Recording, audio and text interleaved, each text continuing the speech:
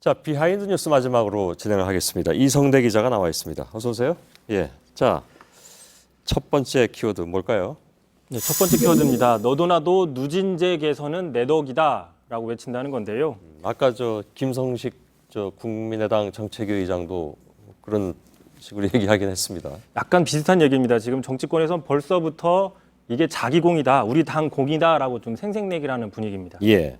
하여간 그 정부는 굉장히 완강했었는데 결국 이제 여론에 좀 밀린 셈도 있고 그 과정에서 정치권의 역할이 없었던 건 아니죠. 당연히 있었는데 하여간 정치권은 이런 건 굉장히 좀 빠른 것 같습니다. 네, 이런 건 참 빠른데요. 말씀하신 것처럼 제일 빠른 데가 지금 국민의당입니다. 자기 덕이라고 어떻게 보면 자랑을 하고 있는데 예. 먼저 한번 보시죠. 국민의당은 맨 먼저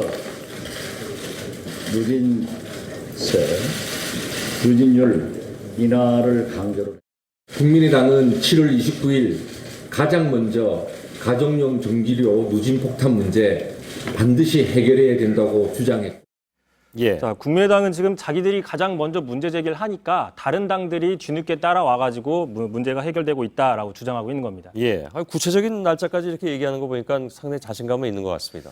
보통 그 원조 논쟁할 때 구체적인 날짜를 따지고 그러는데 예. 그런데 굳이 따지자면 더민주가 하루 앞섭니다. 그런가요? 그렇습니다. 하루 전인 7월 28일이었습니다. 변재일 더민주 정책위 의장이 이렇게 얘기를 했습니다. 당 정책조정회의에서 자, 가정용 전기 누진제 문제가 많다. 우리 당에서 별도로 검토하겠다라고 얘기를 했기 때문에 결과적으로 김성식 의장의 말이 조금 머쓱해졌는데요. 예. 자, 우상호 원내대표 이야기도 한번 들어보시죠. 예.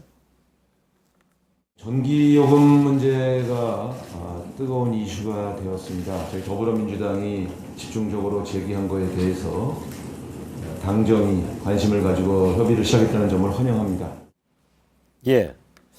그러니까 두 야당이 다 자기가 앞이라고 주장하는데 사실 그런 생각도 듭니다. 그러니까 하루 먼저 더 했다는 게 그렇게 대수가 아닐 수도 있습니다. 그죠?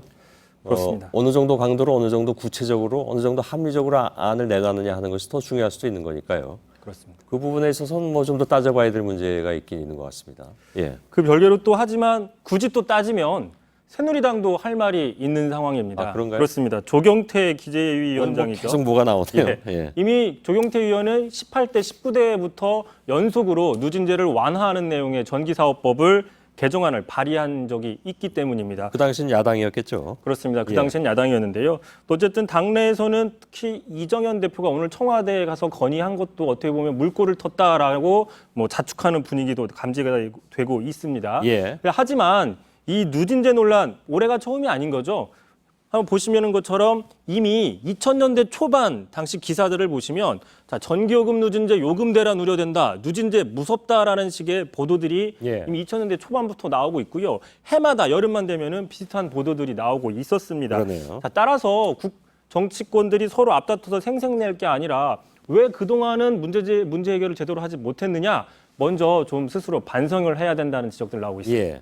동시에 이런 얘기도 있습니다. 그러니까 이렇게 해서 전기를 많이 쓰게 된다면 또 그만큼 발전소나 이런 것들도 필요하게 되는 것이고 그렇게 갈 것이 아니라 근본적으로 에너지 정책을 정부가 고민해야 된다.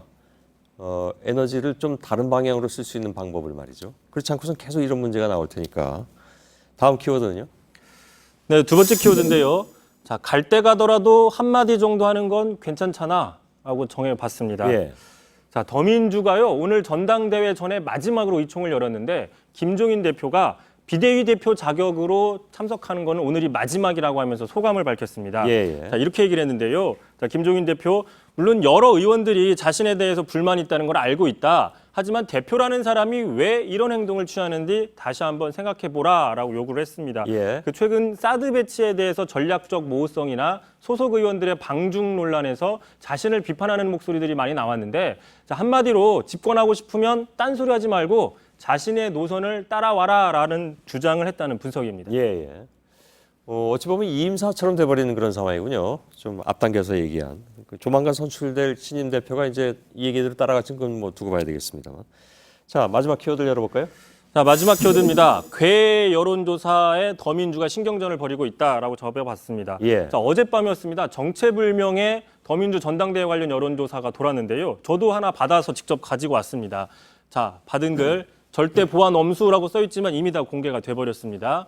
대의원 2,000명 정도를 포함한 전수조사, 여론조사라고 썼고요. 추미애, 이종걸, 김상곤 후보 순으로 나왔는데 상당히 그럴듯해 보이는 여론조사인데요. 그러네요. 숫자도 구체성이 그렇습니다. 있는 것처럼 보이기도 하고. 하지만 조사기관이 나오지 않고 그리고 지금 대의원 같은 경우에는 지금 확정을 하고 있는 단계라서 이게 사실상 신빙성이 떨어진다는 평이 많습니다. 예. 따라서 김상곤 후보 측에서는 이거는 괴 여론조사이고 명백한 불법이라며 강력하게 반발을 하고 있는데 반대로 추미애 의원 측에서는 뭐 우리는 모르는 일이다라고 상당히 좀 소극적인 입장입니다. 예, 예. 제일 높게 나왔으니까 뭐 그렇게 얘기할 수도 있겠죠. 여론조사는 아무튼 늘 문제가 되는군요. 예, 알겠습니다. 자, 비하인드 뉴스 이성대 기자와 함께 진행했습니다. 잘 들었습니다. 예.